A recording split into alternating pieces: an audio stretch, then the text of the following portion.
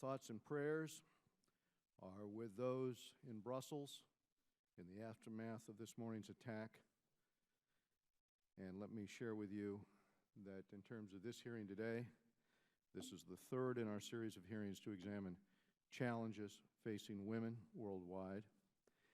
This hearing will examine the effect of women's participation on peace negotiations and other efforts to reduce violence and to reduce extremism. Unfortunately, we learned just this morning that Betty Bigomi will not be able to join us due to her employer's policy on congressional testimony. We are disappointed by this development, but nevertheless honored to be joined today by an excellent panel, including Monica McWilliams.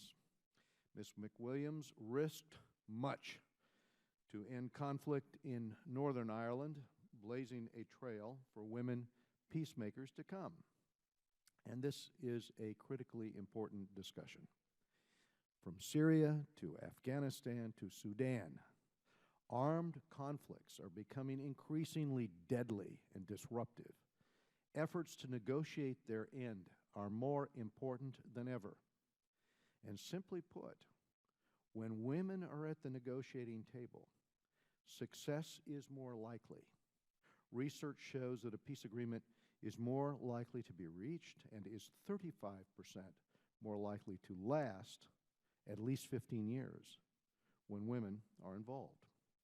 When you consider that historically over half of all peace agreements fail within the first 5 years, women's involvement becomes imperative.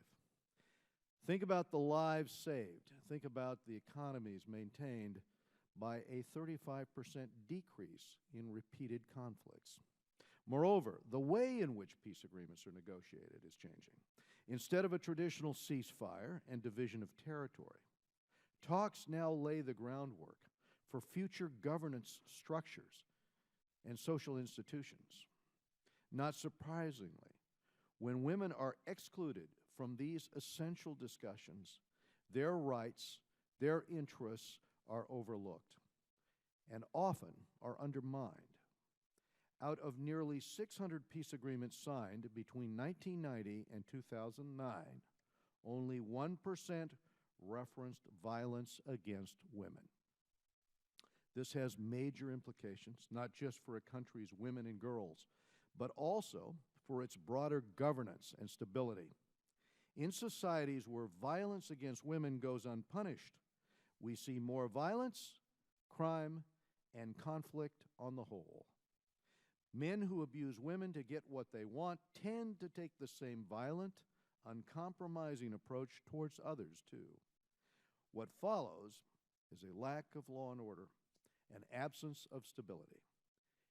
Nations also benefit from women's participation in law enforcement and security institutions, realizing better crime reporting and higher levels of trust within the communities they serve.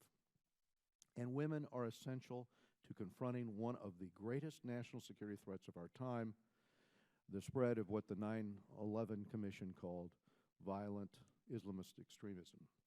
Extremist groups are obsessed with suppressing and controlling women, and no one understands this better than women themselves.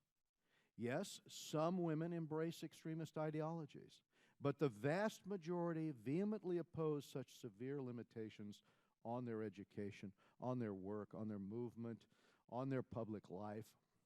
Yet in places where we are most concerned about the spread of extremism, such as Pakistan, women are largely absent from the tables of power. And this seriously limits access to and information from what is arguably the most motivated half of the population, a nation's women. They are a huge bulwark against extremism if they are empowered. U.S. foreign policy has recognized the benefits of women's inclusion in working towards sustainable peace. And while Iraq and Afghanistan have been challenging, our efforts to push for women's participation have been helpful.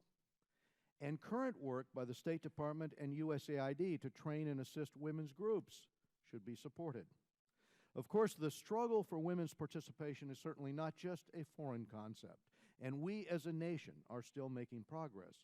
One of the important things that men can do is stand with and be deserving partners of women in their fight for representation and equality around the globe. And of course, listen. Women on my staff made the point that we need to do a better job of recruiting female experts for our hearing panels. And I look forward to the day when we have more women serving on this committee. Ambassador Wagner. And because, as I hope today's hearings will demonstrate, the benefit of women's participation and the risks of their exclusion in all aspects of governance and peacemaking are too great to ignore. Let me turn, if I could, to our ranking member, Mr. Sherman from Los Angeles, for his opening statement.